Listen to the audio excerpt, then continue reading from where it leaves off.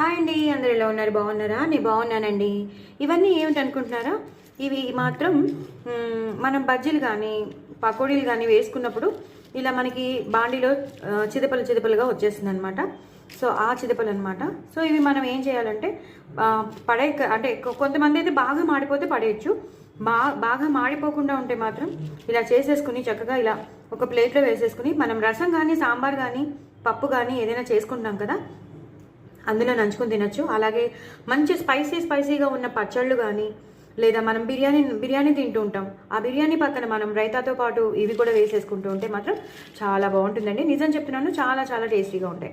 So అందుకే చెప్తున్నాను, ఎప్పుడైనా మనం పకోడీలు కానీ బజ్జీలు కానీ వేసుకున్నప్పుడు మనకి ఇలాంటివి వచ్చినప్పుడు మాత్రం మీరు హ్యాపీగా యూజ్ చేసేసుకోండి. హ్యాపీగా పిల్లలకి కూడా పెట్టేసేయండి. పిల్లలు కూడా ఇలా పప్పులో కానీ నేను చెప్పినట్టు ఇందాక నేను ఏమేమి చెప్పానో అన్నిట్లోనూ సైడ్ డిష్గా పనికొచ్చేస్తుందండి.